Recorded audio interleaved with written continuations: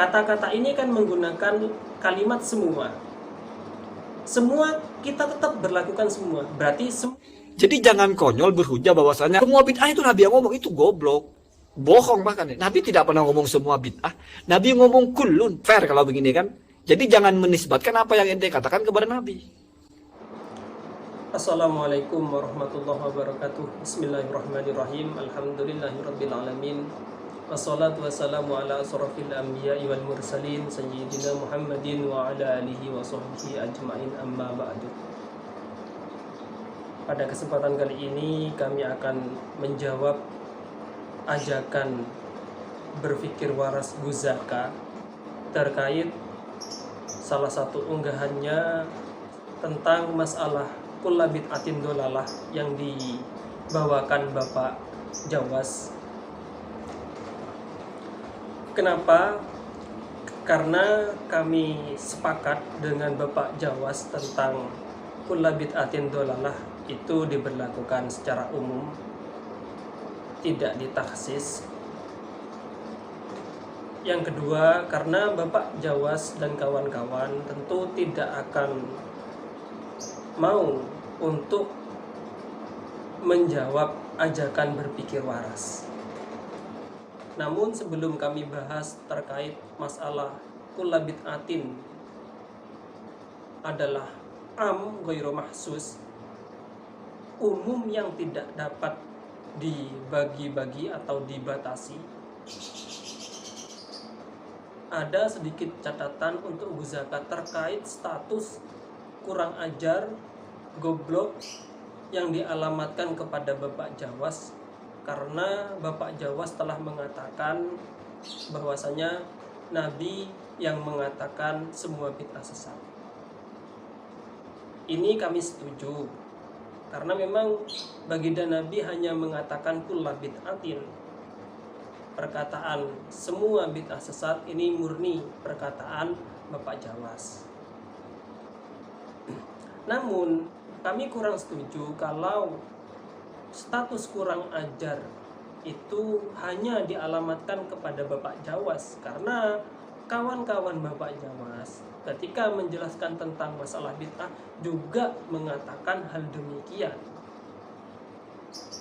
Toh walaupun dalam kasus ini yang disorot Guzaka adalah hanya Bapak Jawas.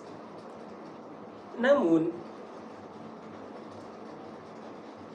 Bapak Jawas dan kawan-kawan toh walaupun melakukan hal demikian tidak bisa serta-merta kita salahkan 100%, tidak.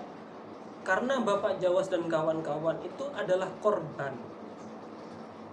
Mereka mengatakan hal demikian karena mereka korban.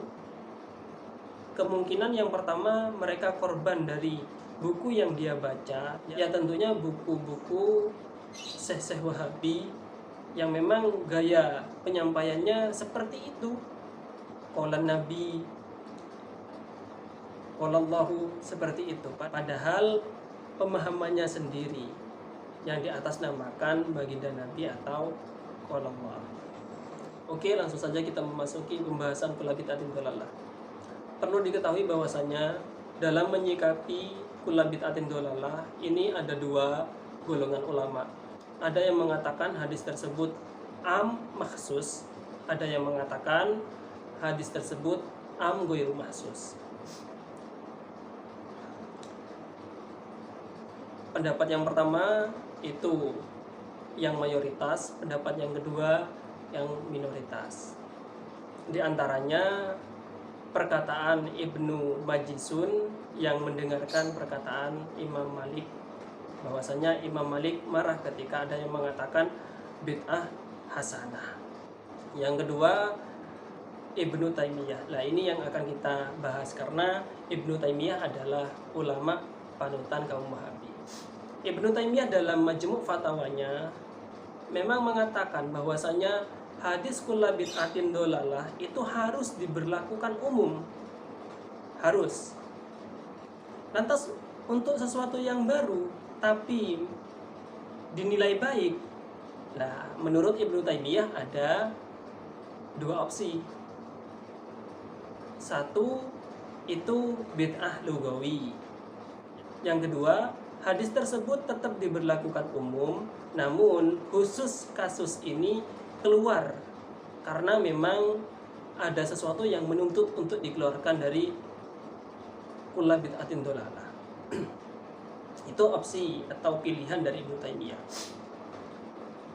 Jadi Ibnu Taimiyah mengakui bahwasanya ada bid'ah yang tidak madmumah, tapi istilahnya adalah bid'ah lugawi. Lah, dua golongan ini perbedaannya hanya dalam sakel atau hanya dalam lafzi saja. Hakikatnya tidak berbeda. Kenapa? Karena dua golongan ini nanti akan sepakat bahwasanya hal baru yang tidak bertentangan dengan agama itu dikatakan bid'ah hasanah menurut ulama yang membagi bid'ah, dan dikatakan bid'ah lugawi atau maslahah mursalah menurut ulama yang tidak membagi. Seperti itu. Lantas apa yang melatar belakangi dua golongan ini kok berbeda menyikapi kulla bid'atin dhalalah? Yang melatar belakangi itu bukan kulla. Lah, ini kesalahan Bapak Yazid. Tapi yang melatar belakangi perbedaannya adalah lafaz bid'ah itu sendiri. Ulama dalam mendefinisikan bid'ah itu beda-beda. Ada yang mengatakan bid'ah itu adalah sesuatu yang tidak ditemukan di zaman Nabi.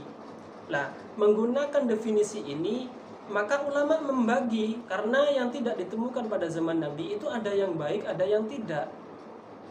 Terus ada yang mendefinisikan bid'ah adalah hal baru yang bertentangan dengan syariat atau tidak memiliki payung hukum dalam syariat. Lah, ini tidak membagi, jelas madmumahnya.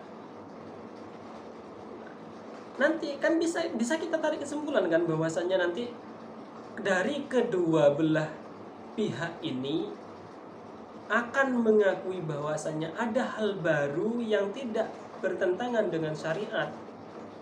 Maka hal tersebut dikatakan bid'ah hasanah menurut yang membagi, dan dikatakan maslahah mursalah menurut ulama yang tidak membagi bid'ah atau yang memberlakukan kulla bid'atin dhalalah sebagai am ghairu mahsus. Lah, kesalahannya Bapak Yazid dalam mempertahankan pendapatnya bahwasanya kulla bid'atin dhalalah ini berlaku umum, beliau membahas kullunnya.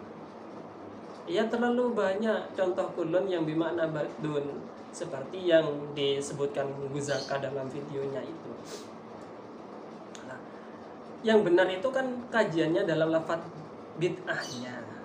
Dan bisa kita tarik kesimpulan bahwasanya kaum Wahabi, Bapak Yazid dan kawan-kawan dalam memahami kulla bid'atin dhalalah ini tidak mengikuti ulama yang mengatakan am mahsus, dan tidak mengikuti pula ulama yang mengatakan am ghairu mahsus.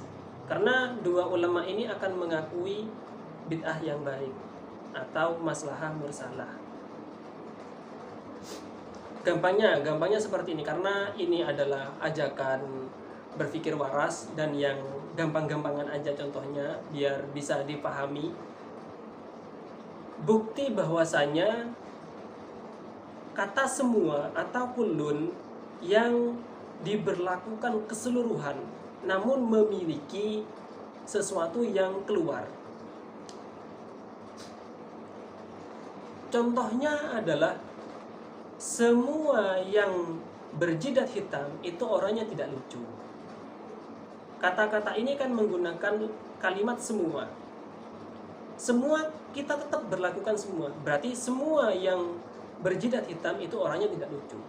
Namun nanti ada kasus bagaimana dengan orang yang berjidat hitam tapi orangnya lucu, suka senyum santai, suka gurau.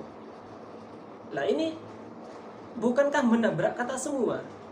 Tidak, bukan semua yang ditabrak, tapi yang ditabrak adalah kata jidat hitamnya.